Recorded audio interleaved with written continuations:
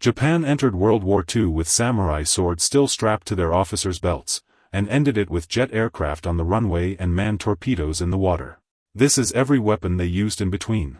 To understand Japan's weapons, you first have to understand the contradiction at the heart of their entire military doctrine.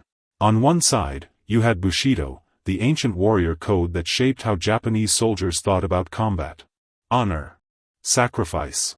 The willingness to die rather than surrender. This culture kept weapons in service long past their usefulness simply because they carried meaning. On the other side, you had imperial ambition on a scale that demanded cutting-edge technology. Japan needed to project power across millions of square miles of ocean, fight in dense jungle, mountainous terrain, and open sea, simultaneously. The result was an arsenal unlike any other in the war. Some of it was world-class. Some of it was dangerously outdated. And by the end, some of it had no parallel in human history. Japan fought 4 major powers across 3 different environments, with one arsenal. Here is exactly what that looked like. Every Japanese infantryman went to war built around one weapon, the Arisaka Type 99 rifle.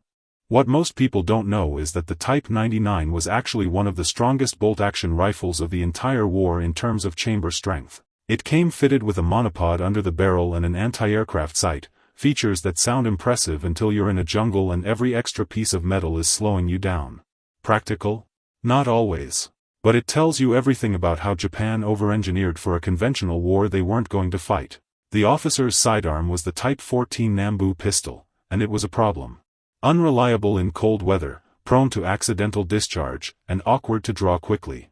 Officers carried it because rank demanded it, not because it worked. Automatic fire was an afterthought. The Type 100 submachine gun wasn't produced in any meaningful number until jungle warfare had already proven that rifles alone weren't enough. Japan sent men into the Pacific with bolt-action rifles against enemies increasingly equipped with semi-automatic weapons. That gap cost lives. And then there was the katana. Officers were required to carry them. Sword combat happened in the Pacific, documented, confirmed, in 1944. In a war with aircraft carriers and radar, the sword was not a relic to the Japanese military. It was policy. Finally, the Type 97 grenade, armed by striking it against a hard surface. In a firefight. That detail alone tells you something about the margin for error these men were operating within. Japan's machine guns were built for a European-style war. The Pacific had other plans. The Type 96 and Type 99 light machine guns required oiled ammunition to function reliably. In the dry climate of a test range in Japan, that worked fine. In the humidity of Guadalcanal or the Philippines, it was a maintenance nightmare. The environment exposed every design flaw those weapons had.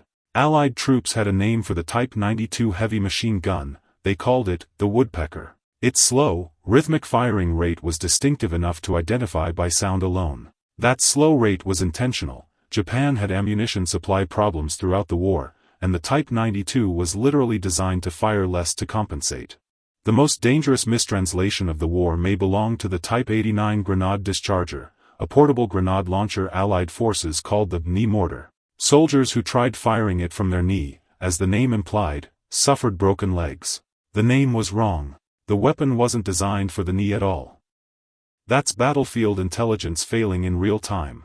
If infantry weapons were Japan's foundation and naval weapons were their crown, armor and artillery was where the entire structure cracked. The Type 94 and Type 97 tanks were already obsolete before the war in the Pacific began in earnest. When they met the American M4 Sherman, it wasn't a tank battle, it was a demolition. Japan knew this. They sent them anyway, because there was nothing else to send. Japan's best medium tank, the Type 1 Chi-He, arrived too late and in numbers too small to matter. The reason is institutional. Japan's Army and Navy were locked in a resource competition so destructive that the Army's own armor program was chronically underfunded. Japan's military branches were fighting each other almost as hard as they were fighting the Allies. In artillery, the Type 92 70mm battalion gun was genuinely effective, light, portable, suited for jungle terrain. A rare fit between weapon and environment. The Type 96 150mm howitzer was the opposite, powerful on paper, immobile in the jungle, useful almost nowhere Japan was actually fighting. Japan designed these weapons for the war they planned. The Pacific gave them a completely different one. Everything changes here. At sea, Japan wasn't behind. In several critical areas, Japan was ahead, and the Allies didn't know it until ships started sinking in ways that made no sense. The Type 93 Long Lance torpedo was the most capable torpedo of the entire war. Oxygen-powered, which meant no visible bubble trail. 40 knots of speed. A warhead carrying over 1,000 pounds of explosive. A range that was double anything the U.S. Navy could field. Allied commanders were receiving damage reports from ships being hit by something they couldn't see coming, from distances they didn't think were possible. It took months to understand what was happening. The Yamato-class battleships carried the largest naval guns ever put to sea, 46-centimeter main batteries. The Yamato and her sister ship Musashi were the most powerful surface combatants ever built. Neither fired their main guns effectively in a fleet engagement. Both were sunk by aircraft. Japan had built the ultimate battleship in a war that air power had already ended the battleship's reign. The investment was catastrophic. The Kaiten, the human torpedo, deserves a full stop. A modified torpedo with a cockpit. A pilot with one mission. Early versions had no escape mechanism. The human being was not the operator of the weapon. The human being was the weapon. This philosophy, treating the man as munition, would define Japan's final years of the war. In December 1941, the Mitsubishi A6M0 was the most feared carrier-based fighter aircraft in the world. Greater range than anything the Allies had. Superior maneuverability in a turning fight. Combat proven over China before Pearl Harbor was ever attacked. Pilots who flew against it in the early months of the Pacific War described it as something they had no answer for. The answer, when it came, was simple: don't turn with it. The Zero's agility came at a cost. No armor for the pilot, no self-sealing fuel tanks. Once Allied pilots learned to dive, fire, and extend, refusing the turning engagement, the Zero stopped winning. The same design that made it dominant made it a fire hazard with a cockpit.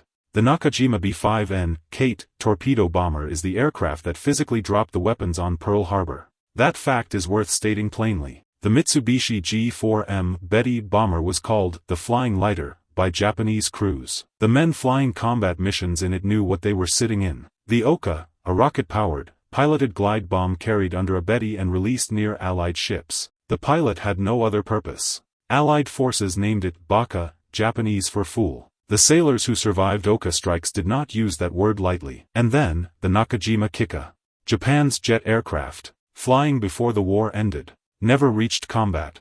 Japan was weeks from fielding a jet-powered fighter when the atomic bombs fell on Hiroshima and Nagasaki. By 1945, Japan's weapons strategy had collapsed into a single answer for every domain of warfare. In the air, kamikaze. In the water, Kaiten human torpedoes. Below the surface, Fukuryu, divers carrying mines on poles, waiting beneath the waves for Allied landing craft. On the surface, Shinyo, motorboats packed with explosives, piloted by one man into the hull of a ship. Every branch of their military had built a human sacrifice weapon. This was not simply ideology. Japan had run out of experienced pilots. They were critically short of fuel. Raw materials for conventional weapons were gone.